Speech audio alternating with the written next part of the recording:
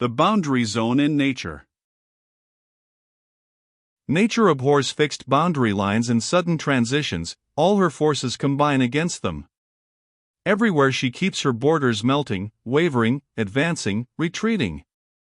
If by some cataclysm sharp lines of demarcation are drawn, she straightway begins to blur them by creating intermediate forms, and thus establishes the boundary zone which characterizes the inanimate and animate world. A stratum of limestone or sandstone, when brought into contact with a glowing mass of igneous rock, undergoes various changes due to the penetrating heat of the volcanic outflow, so that its surface is metamorphosed as far as that heat reaches. The granite cliff slowly deposits at its base a rock-waste slope to soften the sudden transition from its perpendicular surface to the level plain at its feet.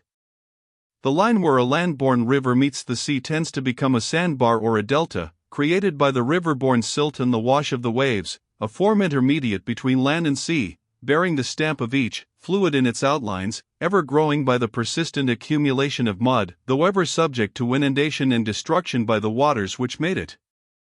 The alluvial coastal hams that edge all shallow seas are such border zones, reflecting in their flat, low surfaces the dead level of the ocean, in their composition the solid substance of the land, but in the miniature waves imprinted on the sands and the billows of heaped-up boulders, the master workman of the deep leaves his mark. See map page 243. Under examination, even our familiar term coastline proves to be only an abstraction with no corresponding reality in nature. Everywhere, whether on margin of lake or gulf, the actual phenomenon is a coast zone, alternately covered and abandoned by the waters, varying in width from a few inches to a few miles, according to the slope of the land, the range of the tide and the direction of the wind. It has one breadth at the minimum or neap tide, but increases often 2 or 3-fold at spring tide, when the distance between ebb and flood is at its maximum.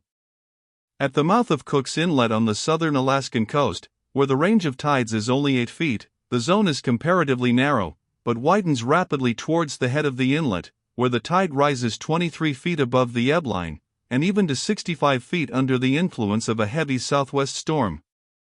On flat coasts we are familiar with the wide frontier of salt marshes, that witness the border warfare of land and sea, alternate invasion and retreat.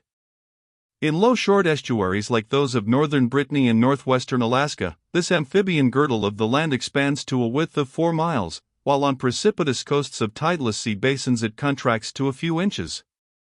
Hence this boundary zone changes with every impulse of the mobile sea and with every varying configuration of the shore. Movement and external conditions are the factors in its creation. They make something that is only partially akin to the two contiguous forms.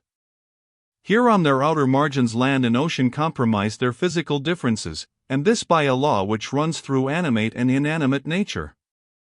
Wherever one body moves in constant contact with another, it is subjected to modifying influences which differentiate its periphery from its interior, lend it a transitional character, make of it a penumbra between light and shadow. The modifying process goes on persistently with varying force, and creates a shifting, changing border zone which, from its nature, cannot be delimited. For convenience sake, we adopt the abstraction of a boundary line, but the reality behind this abstraction is the important thing in anthropo-geography. Gradations in the boundary zone. All so-called boundary lines with which geography has to do have the same character: coastlines, river margins, ice or snow lines, limits of vegetation, boundaries of races or religions or civilizations, frontiers of states. They are all the same, stamped by the eternal flux of nature. Beyond the solid ice pack which surrounds the North Pole is a wide girdle of almost unbroken drift ice, and beyond this is an irregular concentric zone of scattered icebergs which varies in breadth with season, wind, and local current, a persistent decrease in continuity from solid pack to open sea. The line of perpetual snow on high mountains advances or retreats from season to season, from year to year. It drops low on chilly northern slopes and recedes to higher altitudes on a southern exposure, sends down long icy tongues in dark gorges, and leaves outlying patches of old snow in shaded spots or beneath a covering of rock waste far below the margin of the snowfields. In the struggle for existence in the vegetable world, the tree line pushes as far up the mountain as conditions of climate and soil will permit. Then comes a season of fiercer storms, intenser cold and invading ice upon the peaks. Havoc is wrought, and the forest drops back across a zone of border warfare, for war belongs to borders, leaving behind it here and there a dwarfed pine or gnarled and twisted juniper which has survived the onslaught of the enemy. Now these are stragglers in the retreat, but are destined later in milder years to serve as outposts in the advance of the forest to recover its lost ground. Here we have a border scene which is typical in nature, the belt of unbroken forest, growing thinner and more stunted toward its upper edge, succeeded by a zone of scattered trees, which may form a cluster perhaps in some sheltered gulch where soil has collected and north winds are excluded, and higher still the whitened skeleton of a tree to show how far the forest once invaded the domain of the waste. Oscillating boundaries. The habitable area of the Earth everywhere shows its boundaries to be peripheral zones of varying width, now occupied and now deserted, protruding or receding according to external conditions of climate and soil, and subject to seasonal change. The distribution of human life becomes sparser from the temperate regions toward the Arctic Circle, foreshadowing the unpeopled wastes of the ice fields beyond. The outward movement from the tropics poleward halts where life conditions disappear, and there finds its boundary, but as life conditions advance or retreat with the seasons, so does that boundary. On the west coast of Greenland, the Eskimo village of Ada, at about the 78th parallel, marks the northern limit of permanent or winter settlement, but in summer the Eskimo, in his kayak, follows the muskox and seal much farther north and there leaves his igloo to testify to the wide range of his poleward migration. Numerous relics of the Eskimo and their summer encampments have been found along Lady Franklin Bay in northern Grinnell Land, 81 degrees 50 minutes north L. But in the interior, on the outlet streams of Lake Hazen, explorers have discovered remains of habitations which had evidently, in previous ages, been permanently occupied. 326 The Murman coast of the Kola Peninsula has in summer a large population of Russian fishermen and 40 or more fishing stations, but when the catch is over at the end of August, and the Arctic winter approaches, the stations are closed, and the 3,000 fishermen return to their permanent homes on the shores of the White Sea. 327 Farther east along this polar fringe of Russia, the little village of Sharbarova, located on the Jugar Strait, is inhabited in summer by a number of Samoyeds, who pasture their reindeer over on Vagats Island, and by some Russians and Finns, who come from the White Sea towns to trade with the Samoyeds and incidentally to hunt and fish. But in the fall, when a new ice bridge across the strait releases the reindeer from their enclosed pasture on the island, the Samoyeds withdraw southward, and the merchants with their wares to Archangel and other points. This has gone on for centuries. 328 On the Bryachov Islands at the head of the Yenisei estuary, Nordenskjöld found a small group of houses which formed a summer fishing post in 1875, but which was deserted by the end of August. 329 Altitude boundary zones. An altitude of about 5,000 feet marks the limit of village life in the Alps, but during the 3 warm months of the year, the summer pastures at 8,000 feet or more are alive with herds and their keepers. The boundary line of human life moves up the mountains in the wake of spring and later hurries down again before the advance of winter.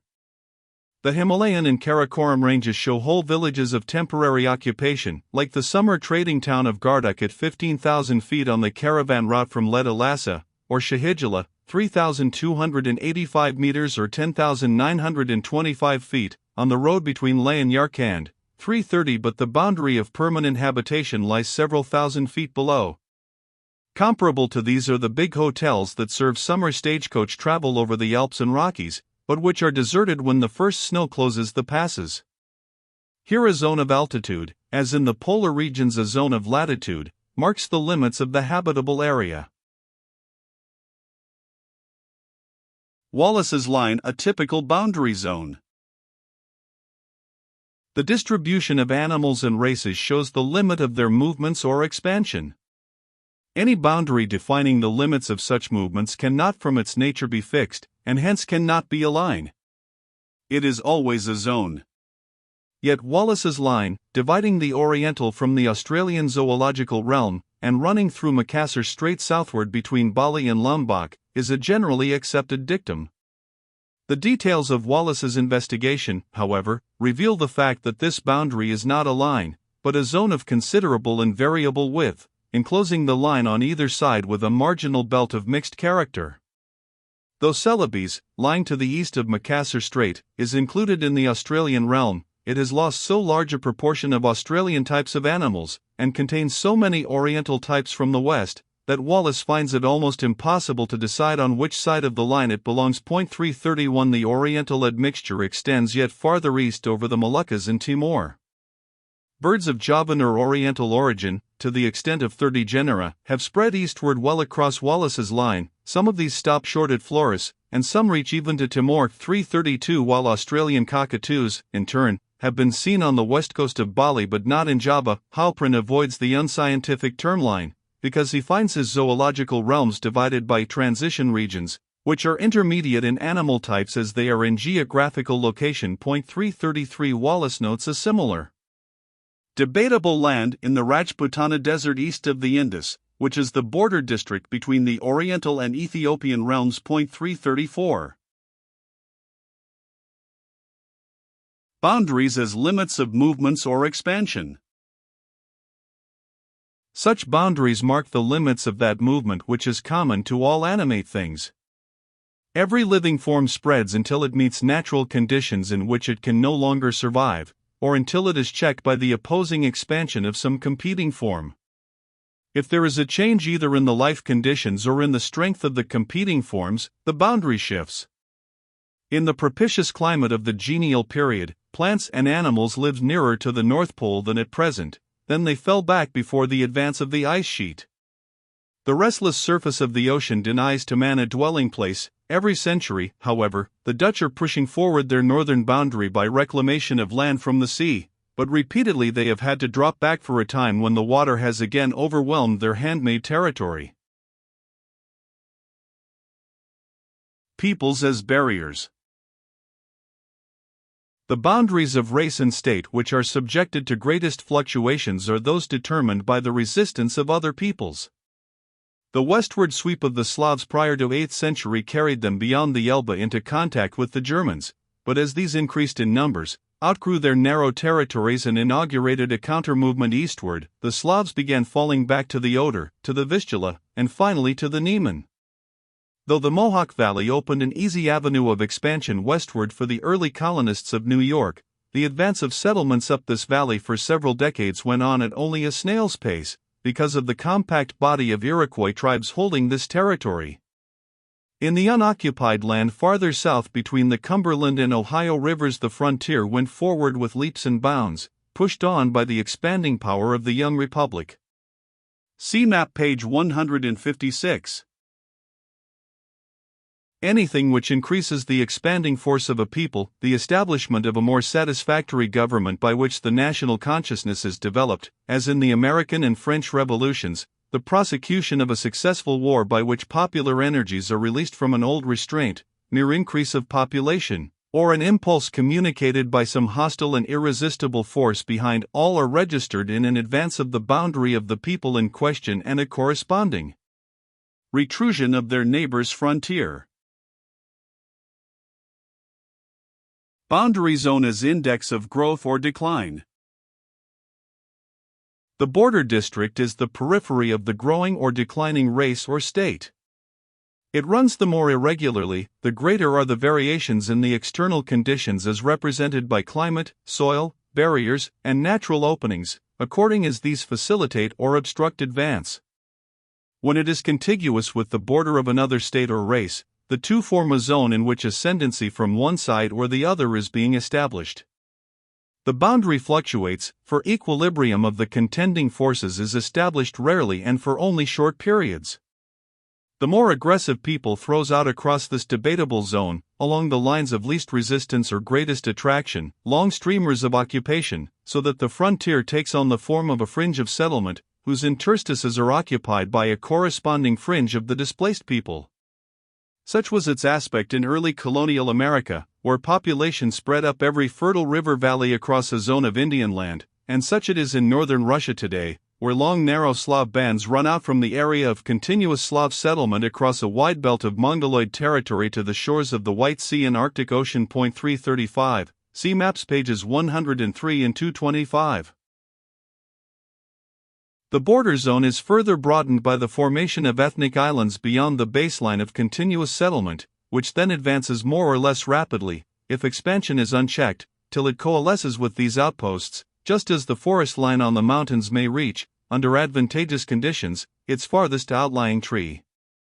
Such ethnic peninsulas and islands we see in the early western frontiers of the United States from 1790 to 1840, when that frontier was daily moving westward. 336, see map page 156. Breadth of the boundary zone. The breadth of the frontier zone is indicative of the activity of growth on the one side and the corresponding decline on the other, because extensive encroachment in the same degree disintegrates the territory of the neighbor at whose cost such encroachment is made. A straight, narrow race boundary, especially if it is nearly coincident with a political boundary, points to an equilibrium of forces, which means, for the time being at least, a cessation of growth. Such boundaries are found in old, thickly populated countries, while the wide, ragged border zone belongs to new, and especially to colonial peoples. In the oldest and most densely populated seats of the Germans, where they are found in the Rhine Valley, the boundaries of race and empire are straight and simple, but the younger, eastern border, which for centuries has been steadily advancing at the cost of the unequally matched Slavs, has the ragged outline and sparse population of a true colonial frontier. Between two peoples who have had a long period of growth behind them, the oscillations of the boundary decrease in amplitude, as it were, and finally approach a state of rest. Each people tends to fill out its area evenly. Every advance in civilization, every increase of population, increases the stability of their tenure, and hence the equilibrium of the pressure upon the boundary. Therefore, in such countries, racial, linguistic, and cultural boundaries tend to become simpler and straighter. The broad frontier zone of active expansion. The growth is more apparent, or, in other words, the border zone is widest and most irregular, where a superior people intrudes upon the territory of an interior race. Such was the broad zone of thinly scattered farms and villages amid a prevailing wilderness and hostile Indian tribes which, in 1810 and 1820, surrounded our Trans-Allegheny area of continuous settlement in a 1 to 200 mile wide girdle. Such has been the wide, mobile frontier of the Russian advance in Siberia and until recently in Manchuria, which aimed to include within a dotted line of widely separated railway guard stations, Cossack barracks, and penal colonies, the vast territory which later generations were fully to occupy. Similar, too, is the frontier of the Dutch and English settlements in South Africa, which has been pushed forward into the Kaffir country, a broad belt of scattered cattle ranches and isolated mining hives, dropped down amid Kaffir hunting and grazing lands. Broader still was that shadowy belt of American occupation which for 4 decades immediately succeeding the purchase of Louisiana stretched in the form of isolated fur stations, lonely trappers' camps, and shifting traders' rendezvous from the Mississippi to the western slope of the Rockies and the northern watershed of the Missouri, where it met the corresponding nebulous outskirts of the faraway Canadian state on the St. Lawrence River. The same process with the same geographical character has been going on in the Sahara, as the French since 1890 have been expanding southward from the foot of the Atlas Mountains in Algeria toward Timbuktu at the cost of the nomad Tuaregs. Territory is first subdued and administered by the military till it is fully pacified. Then it is handed over to the civil government.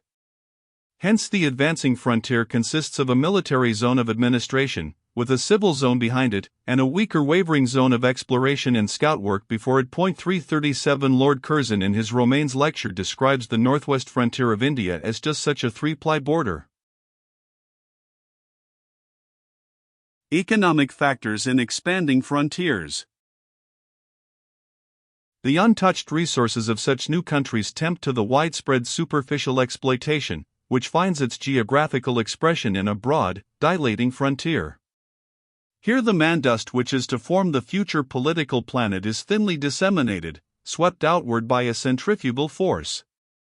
Furthermore, the absence of natural barriers which might block this movement, the presence of open plains and river highways to facilitate it, and the predominance of harsh conditions of climate or soil rendering necessary a savage, extensive exploitation of the slender resources, often combined still further to widen the frontier zone. This was the case in French Canada until recent decades in Siberia, where intense cold and abundant river highways stimulated the fur trade to the practical exclusion of all other activities, and substituted for the closely grouped, sedentary farmers with their growing families the wide-ranging trader with his Indian or Tungus wife and his half-breed offspring.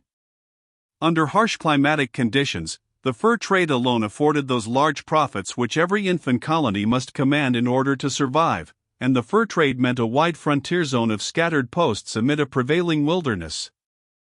The French in particular, by the possession of the St. Lawrence and Mississippi rivers, the greatest systems in America, were lured into the danger of excessive expansion, attenuated their ethnic element, and failed to raise the economic status of their wide border district, which could therefore offer only slight resistance to the spread of solid English settlement. 338 Yet more recently, the chief weakness of the Russians in Siberia and Manchuria, apart from the corruption of the national government, was the weakness of a too remote and too sparsely populated frontier, and of a people whose inner development had not kept pace with their rate of expansion.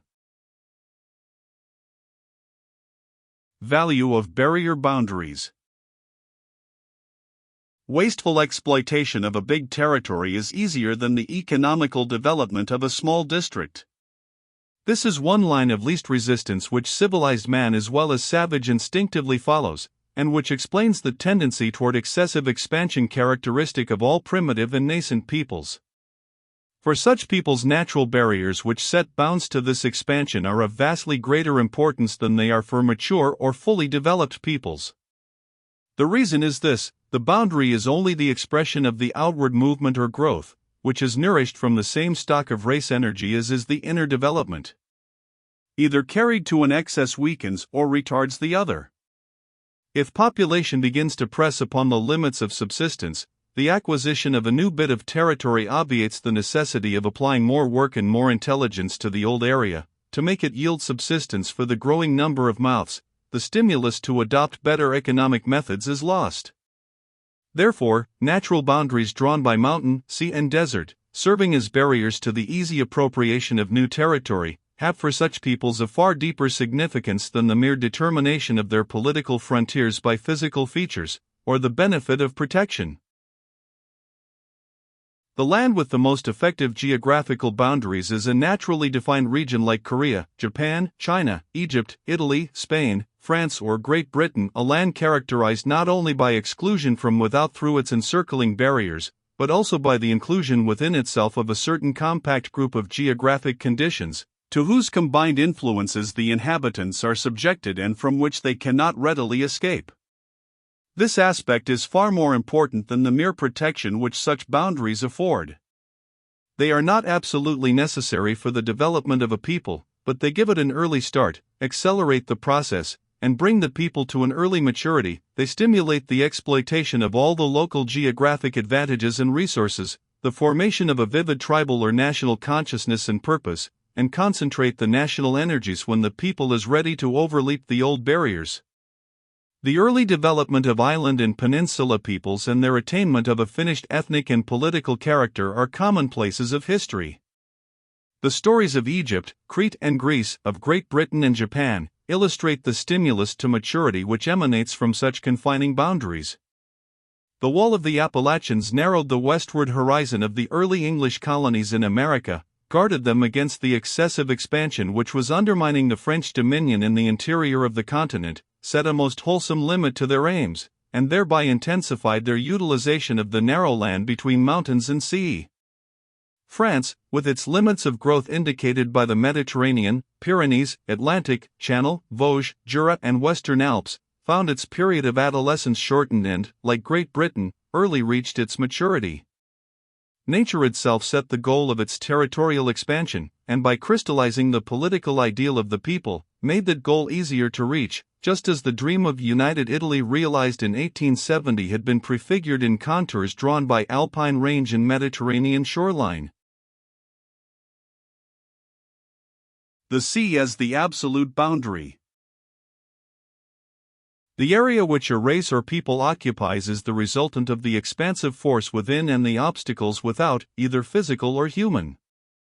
Insurmountable physical obstacles are met where all life conditions disappear, as on the borders of the habitable world, where man is barred from the unpeopled wastes of polar ice fields and unsustaining oceans. The frozen rim of Arctic lands, the coastline of the continents, the outermost arable strip on the confines of the desert, the barren or ice-capped ridge of high mountain range, are all such natural boundaries which set more or less effective limits to the movement of peoples and the territorial growth of states. The sea is the only absolute boundary, because it alone blocks the continuous, unbroken expansion of a people. When the Saxons of the Lower Elbe spread to the island of Britain, a zone of unpeopled sea separated their new settlements from their native villages on the mainland. Even the most pronounced land barriers, like the Himalayas and Hindu Kush, have their pathways and favored spots for short summer habitation, where the people from the opposite slopes meet and mingle for a season. Sandy wastes are hospitable at times. When the spring rains on the mountains of Abyssinia start a wave of moisture lapping over the edges of the Nubian desert, it is immediately followed by a tide of Arabs with their camels and herds, who make a wide zone of temporary occupation spread over the newly created grassland, but who retire in a few weeks before the desiccating heat of summer. 339. Natural boundaries as bases of ethnic and political boundaries. Nevertheless, all natural features of the Earth's surface which serve to check, retard or weaken the expansion of peoples, and therefore hold them apart, tend to become racial or political boundaries, and all present a zone-like character. The wide ice field of the Scandinavian Alps was an unpeopled waste long before the political boundary was drawn along it. It has not in reality been a definite natural line that has divided Norway from her neighbor on the east. It has been a band of desert land, up to hundreds of miles in width. So utterly desolate and apart from the area of continuous habitation has this been, that the greater part of it, the district north of Trondheim, was looked upon even as recently as the last century as a common district. Only nomadic Lapps wandered about in it, sometimes taxed by all three countries.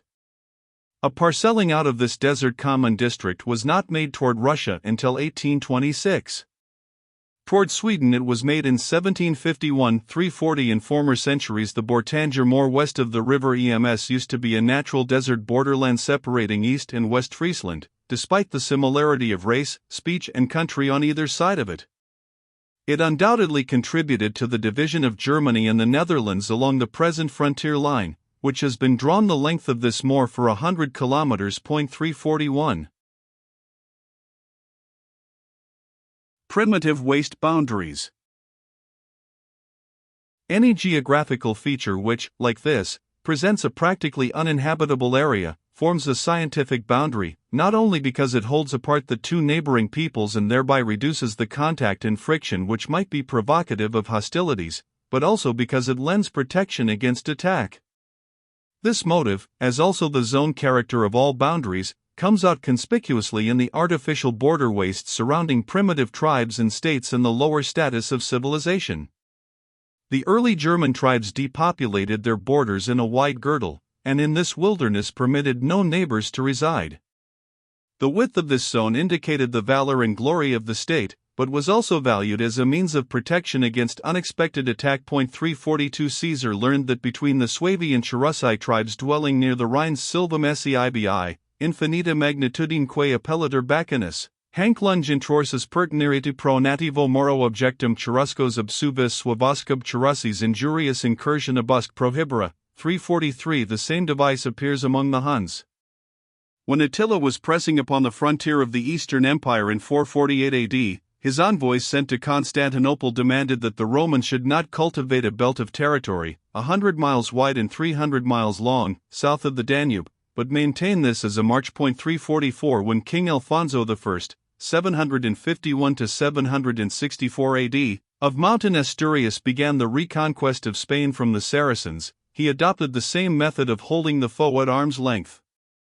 He seized Old Castile as far as the river Douro, but the rest of the province south of that stream he converted into a waste boundary by transporting the Christians thence to the north side, and driving the Mohammedans yet farther southward. 345 Similarly, Xenophon found that the Armenian side of the river Kentrites, which formed the boundary between the Armenian plains and the highlands of Cardukia, was unpeopled and destitute of villages for a breadth of 15 miles, from fear of the marauding Kurds. 346 In the eastern Sudan, especially in that wide territory along the Nile-Congo watershed occupied by the Zanda, Junker found the frontier wilderness a regular institution owing to the exposure of the border districts and the perennial intertribal feuds. 347 The same testimony comes from Barth, 348 Boyd Alexander, 349 Speak, 350 and other explorers in the Sudan and the neighboring parts of equatorial Africa.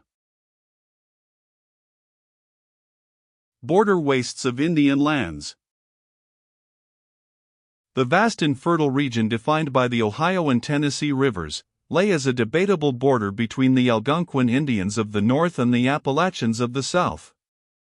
Both claimed it, both used it for hunting, but neither dared dwell therein. 351 Similarly, the Cherokees had no definite understanding with their savage neighbors as to the limits of their respective territories. The effectiveness of their claim to any particular tract of country usually diminished with every increase of its distance from their villages.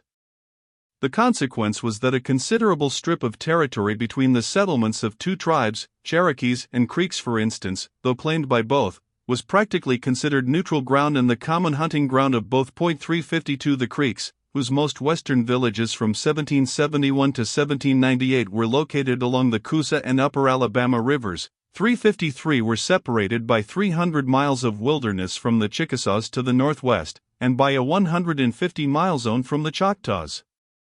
The most northern Choctaw towns, in turn, lay 160 miles to the south of the Chickasaw Nation, whose compact settlements were located on the watershed between the western sources of the Tombigbee and the headstream of the Yazoo. 354 The wide intervening zone of forest and canebrake was hunted upon by both nations. 355 Sometimes the border is preserved as a wilderness by formal agreement. A classic example of this case is found in the belt of untenanted land, 50 to 90 kilometers wide, which China and Korea once maintained as their boundary. No settler from either side was allowed to enter, and all travel across the border had to use a single passway, where 3 times annually a market was held. 356 On the Russo-Mongolian border south of Lake Baikal, the town of Kyakhta, which was established in 1688 as an entrepot of trade between the two countries, is occupied in its northern half by Russian factories and in its southern by the Mongolian Chinese quarters, while between the two was a neutral space devoted to commerce. 357 Alien intrusions into border wastes. These border wastes do not always remain empty, however, even when their integrity is respected by the two neighbors whom they serve to divide. Alien races often intrude into their unoccupied reaches. The boundary wilderness between the Sudanese states of Wadai and Darfur harbors several semi-independent states whose insignificance is a guarantee of their safety from conquest. 358 Similarly, in the wide border district between the Creeks on the east and the Choctaws on the west were found typical small, detached tribes, the Chadits and Tomas of 40 huts each on the Mobile River, the Tensaw tribe with 100 huts on the Tensaw River, and the Mobilians near the confluence of the Tombigbee and Alabama. 359 Along the desolate highland separating Norway and Sweden, the nomadic Lapps, with their reindeer herds, have penetrated southward to 62 degrees north latitude, reinforcing the natural barrier by another barrier of alien race. From this point southward, the coniferous forests begin and continue the border waste in the form of a zone some 60 miles wide. This was unoccupied till about 1600, when into it slowly filtered an immigration of Finns, whose descendants today constitute an important part of the still thin population along the frontier to the heights back of Christiania. Only 30 miles from the coast does the border zone between Norway and Sweden, peopled chiefly by intruding foreign stocks, Lapps and Finns, contract and finally merge into the denser Scandinavian settlements. 360 Where the border waste offers favorable conditions of life and the intruding race has reached a higher status of civilization, it multiplies in this unpeopled tract and soon spreads at the cost of its less advanced neighbors.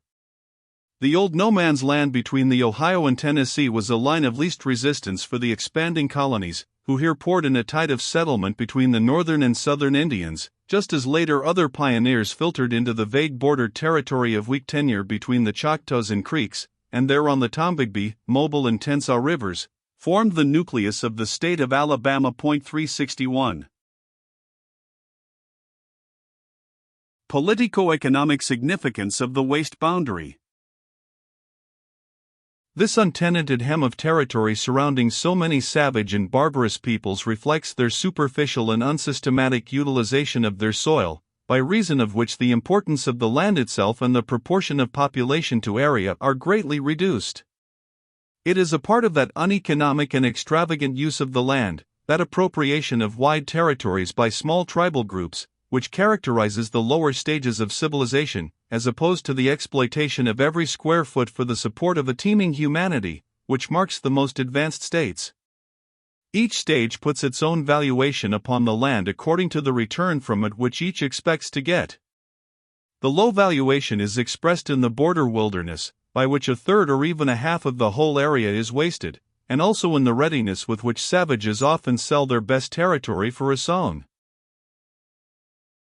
For the same reason they leave their boundaries undefined, a mile nearer or farther, what does it matter? Moreover, their fitful or nomadic occupation of the land leads to oscillations of the frontiers with every attack from without and every variation of the tribal strength within. Their unstable states rarely last long enough in a given form or size to develop fixed boundaries, hence, the vagueness as to the extent of tribal domains among all savage peoples, and the conflicting land claims which are the abiding source of war. Owing to these overlapping boundaries, border districts claimed but not occupied, the American colonists met with difficulties in their purchase of land from the Indians, often paying twice for the same strip.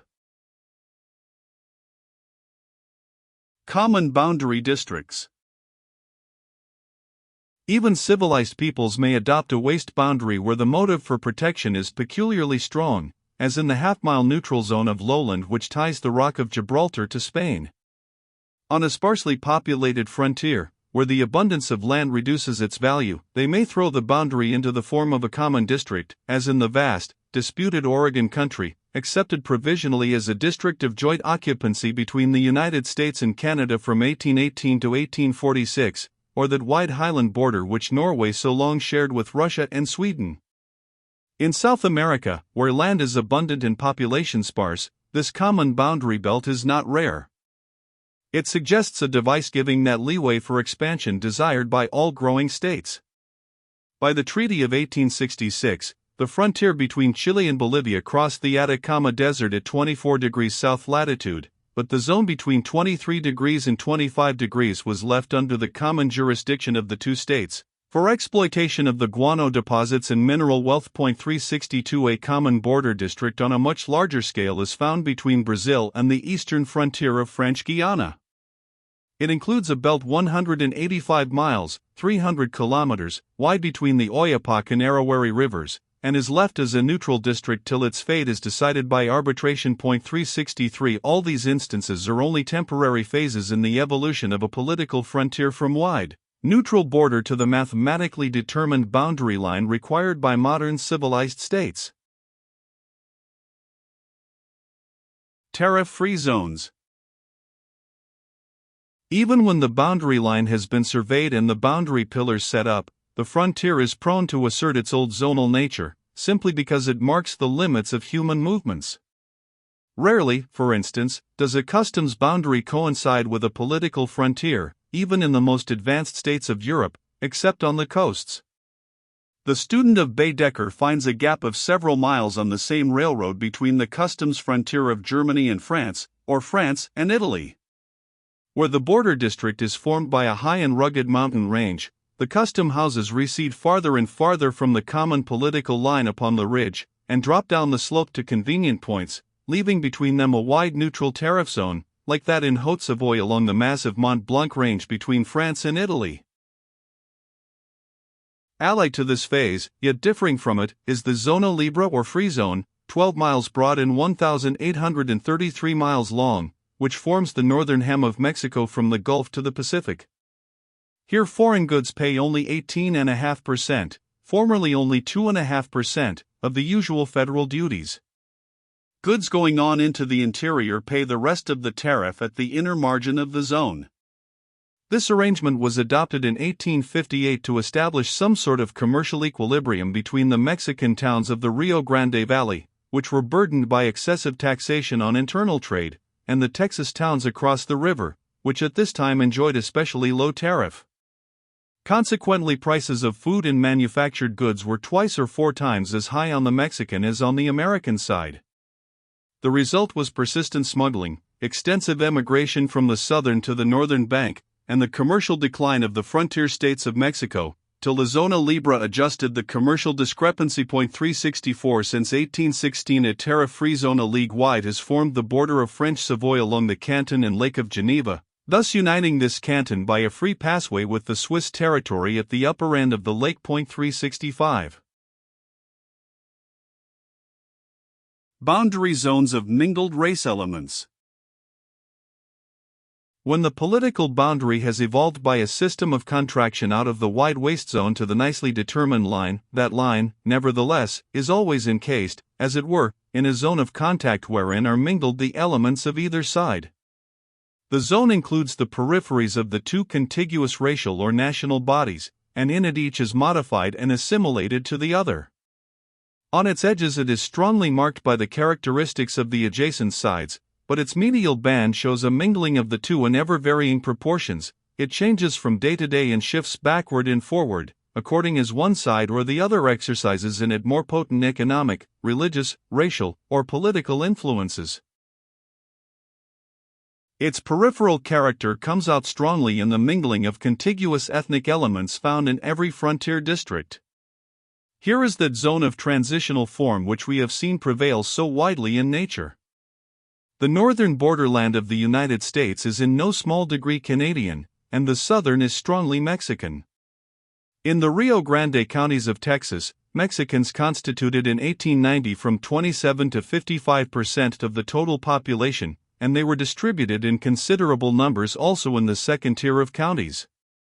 A broad band of French and English Canadians overlaps the northern hem of United States territory from Maine to North Dakota. 366 In the New York and New England counties bordering on the old French province of Quebec, they constitute from 11 to 22% of the total population, except in 2 or 3 western counties of Maine which have evidently been mere passways for a tide of habitants moving on to more attractive conditions of life in the counties just to the south. 367 But even these large figures do not adequately represent the British-American element within our boundaries, because they leave out of account the native-born of Canadian parents who have been crossing our borders for over a generation.